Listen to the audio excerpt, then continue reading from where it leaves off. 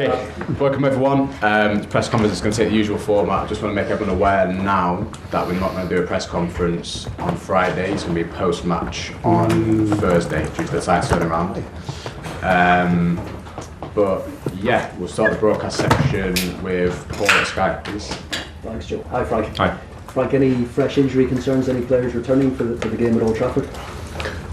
No, we don't have players returning. Mason, Reece and Chile won't make the game. Ben Molyneux's out, I think. So we're as we were. I think Jow had a small injury at the weekend, so he's back involved.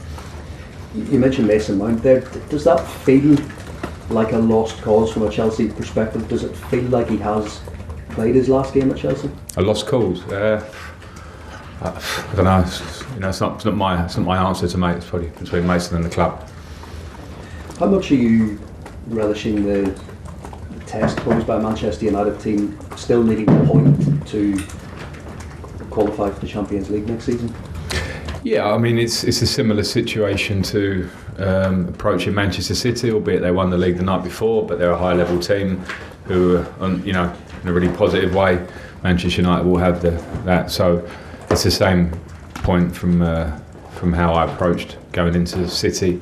And how the players approach it, more importantly, in terms of if people think we haven't got much on the game, then the players have to show them that there is, in terms of their personal and collective approach to it in the game, because we'll obviously have to go there with a very good mentality, because they're a good team that are fighting for something that we've fought for many years, and now we're not in that position. So players need to show.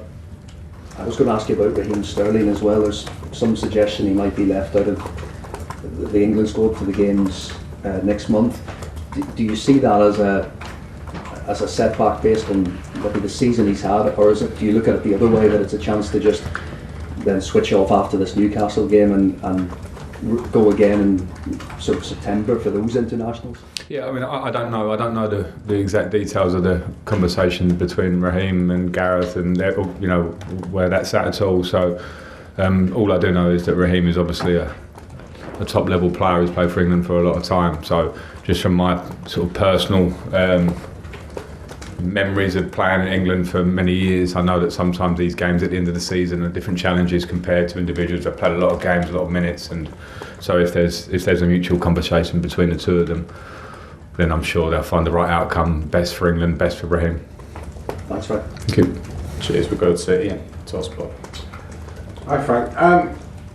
As this is your last press conference here and you've only got a couple more games to go, can you put your finger on why this season has been so disappointing? I think there's probably a lot to go over to get to the bottom of it, because for a club like us that generally has been challenging the top end of the league and for cups year after year for many years. I mean, there's probably been a couple of years where we've come off it at different times. But when you are used to that, then I think you have to explore every reason and make sure you don't let those reasons happen again. And some of that, in terms of football and squad, is a personal and collective responsibility in terms of what happens on the pitch. But we have to look at every issue, the club does, to try and be sure that doesn't happen going forward. I think the feeling outside this building, this club, is that next season, when you look at who might challenge, the phrase that's always been used is that Liverpool and Chelsea will wake up and they'll be much better and they'll be challenging. Is that how you see it as a football man, that next season it won't be that difficult to switch it round, so once again this club is up challenging top four and maybe cups? Well, I don't know that, because the Premier League moves on very fast. Everyone's moving on and trying to do the same things, and you see the emergence of the Newcastles and Brightons and Aston Villas and these teams that are getting themselves in that equation now for top four, at least this season. And my experience of football is that if you switch it off, it's not easy to switch it on. So that doesn't always become an overnight remedy. So that's obviously not going to be my responsibility. But as I say, from my experience of being in a consistent performing club and squad for many years, the moment you do switch it off, become very hard to switch it on. So I think it's that will be the test next year. Players don't always know when it's their time to go and have that great goodbye. And it was a bit like that with you and Chelsea. I remember when you came back with Derby in that League Cup tie, you went round and thanked everybody because you never really got that chance to say goodbye. Looking ahead to tomorrow and Sunday, obviously you're not going to be in next season, but have the players had the conversation so that they maybe get that chance, like for example Mason Mount, if we are all right in saying he might leave in the summer, have the players had that opportunity to be told that and maybe have their goodbyes at the weekend? Well, not that I'm aware of, and I think I would be aware of that. So that would be a conversation with club and player.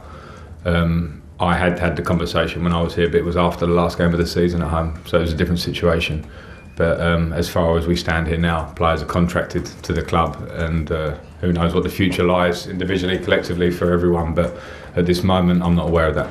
Finally, on for you, I mean, it'd be great to see you back in management next season somewhere, wherever that may be. But you look at the Premier League this year, 11 out of the 20 clubs have changed managers.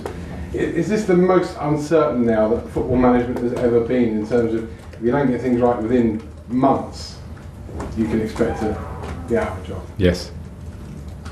Is that, No, I think the stat that you ruled off says it, doesn't it? I think, is that a record? I presume it's a record. So I think, you know, there are understandable factors to it in terms of the brand of the Premier League and what it means to teams to stay in there. So I don't think it's viewed that differently now if the first person receives the blame, if you want to put it that way, is the coach. And if you understand that when you go into these jobs, then that's probably a good thing to understand it. But of course, there's lots of other factors in these things. I'm not talking about my own position here. I'm talking about all these managers, and you know, you wonder how successful always it is to change in those things. So, but yeah, it's clear that it's become that kind of a job and a situation. And there are many teams that are fighting possibly with expectations that might not be exactly stable. So that bit is hard, and we're in a very reactionary world anyway. So I think in years gone by, the reaction of 1, 2, 3 defeats or whatever it might be would have been different. Now we have this sort of explosion very quickly, and I think you just have to understand that when you're doing this job.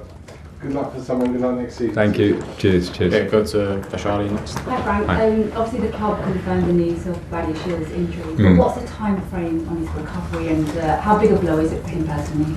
It's a big blow for him. I'm really disappointed for him because he's come here. I think he's impressed, and you know, the games just before he got injured, I was very happy with him, and I think he's going to be a really good player for the club. But the injury is unfortunate. It's a bit of a complicated injury in his hamstring, and we're probably talking months rather than weeks, unfortunately. And that's all I'll say at the minute, because you know it's a little bit complicated, as I say. But I hope for him that the timing of it over the summer means he's not missing games, and you know, he comes back stronger. In terms of the goalkeeper selection process for these last 3 games, obviously we saw Edouard play against Forest, kept at the weekend. From your point of view, are you looking at making rotations in that position for the last 2 games? We'll see. We'll see. You know, I don't think any other manager, regardless of what's on the game, is probably going to declare their team to me. So we'll see. And just one final one for me. In terms of the game against Manchester United, what do you want to see from your players out there?